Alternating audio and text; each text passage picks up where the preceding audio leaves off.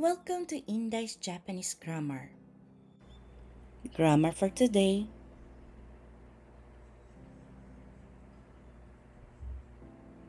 Level N3. Ano po yung pag-aaralan po natin today? Hi, so guys, ang first po natin na pag-aaralan ng grammar is nani-nani yo to omou. Nani-nani yo to omou. Hi, ito po, ano po? Yo to omou. Hi. So, kinoconjugate po siya sa root word po na yameru, which means hihinto o magba-back out. Yun po ang meaning po ng yameru po. Ano po? So, drop through, doon po siya kinoconjugate. Yameyo to omou. Hi. So, ang meaning po ng yameyo to omou, yo to omou is plano kong gawin nitong yame. Ano po? Hi.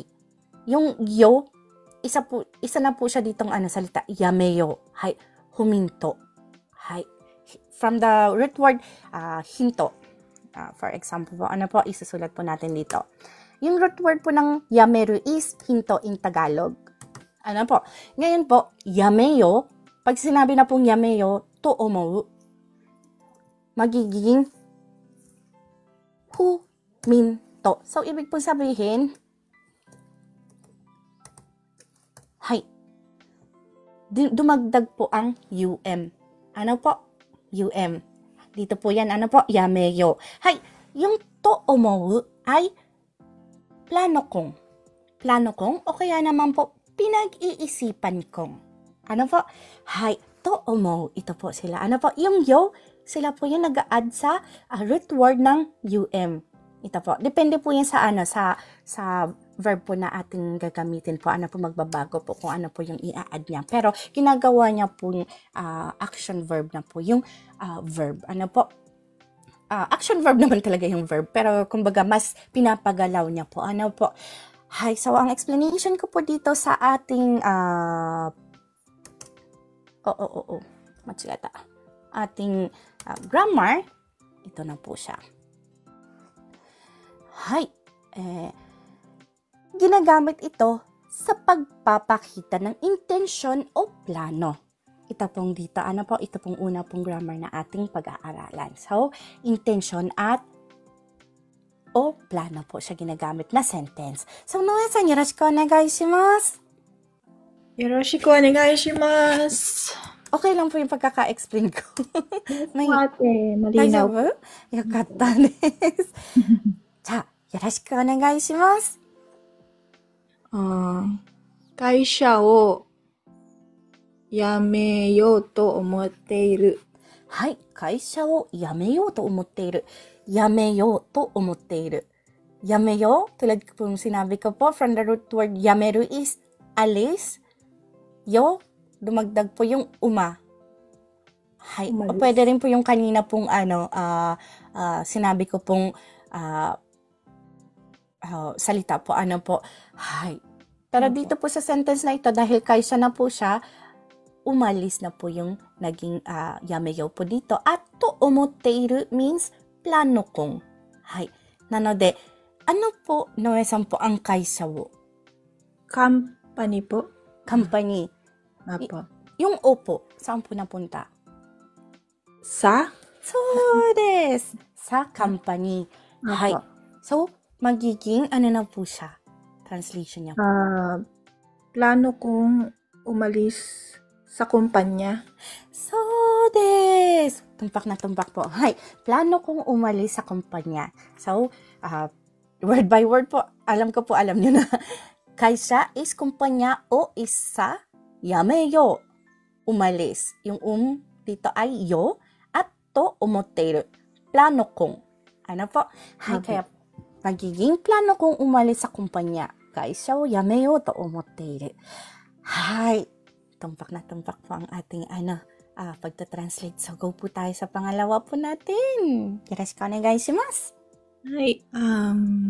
来年、国に、帰ると思っています。はい。来年、国に帰ろうと思っています。はい。帰ろう。帰ろう is 帰ろうよ。halika, uwi tayo. Di ba parang pang-alok po siya, ano po. Yung po yung tinatawag na volitional form po, ano po. Pero dito, yung kairo is uwi. Kairo, magiging umuwi. Ano po? At to omotte imasu, pinag-iisipan ko. Mass form siya, kaya po meron pong pong. Hay. Kaya, ano po ang dainen? Next year po. Next year. Kuni ni Country, bansa. bansa, yun ni po. Sa Country po. Ano po? So, paano po natin na-express ang dainen kuni ni kairo to omotte imasu? next year, uuwi ako hindi. Next year, pinag-iisipan kong umuwi sa aking bansa. Sa bansa or Sa bansa. sa bansa lang po kasi wala pong sa akin po. Ano po? Hay. Pwede pong ganun po. Ano po? Hay. At pwede rin pong pagbalik ta rin, magiging ganito po siya. Mauuna po yung kairo to omotte imasu. Pinag-iisipan ko pong umuwi kasi mas po siya. Ano po? Hay. And then, dainen is sa susunod na taon. Kuni is bansa. Yung ni is sa. Hay, kaya pag pinagbubuo po ang salitang ito, magiging pinag-iisipan ko pong umuwi sa bansa sa susunod na taon. Dainen kuni ni kairo to omotte imasu. Ganun na po siya. Thank you po, ate. Magulo po yung translation ko. Pero naintindihan naman po, di ba po, yung translation mo? Ay, yun po ang pinaka-importante doon. Kasi pag hindi nyo po naiintindihan yung grammar, hindi nyo rin po yun masasabi, hindi nyo rin po yun ma-explain in Tagalog. Ibig sabihin po na na-express nyo siya sa Tagalog dahil naiintindihan nyo po ang inyong binabasang Japanese. Hay, be more confidence po tayo. Ako ba yung nagsabi, lagi akong walang lakas na loob. Hay, pero minasan ne, itsumo ne, watashi dekinai. Meron pa nga po dyan magsasabi, hindi ko kayang keigo, mahirap ang keigo. Hindi nila alam, nagkikeigo na sila. Kaya nga sila gumagamit ng mas, gozaimasu, arimasu, masen. Lahat po is keigo siya. Pero, teine form nga lang. Ano po? So, wag po kayo mag-iisip na hindi nyo kaya. Kinakaya nyo, nagagawa nyo eh. Hay, kaya, gambatte kudasai. Kulang sa confidence, ate. Yun lang po. Yun po yung napapansin ko po lagi po sa mga nagpa-participate po. Kulang po sa confidence. Parang ako rin po, kulang po ako sa confidence sa English ko. At talagang lack of vocabulary, lack of knowledge po talaga ako pagdating po sa vocabulary in English po. At saka yung mga preposition nila, nahihirapan doon si Inday. Kaya naiintindihan ko po yung nararamdaman ninyo na nahihirapan sa mga preposition dito sa Japan. Ni, no, de. Hirap talaga. Kasi ganun din po ang nararamdaman ko sa English. Nahihirapan ako. Kaya ramdam ko po yun.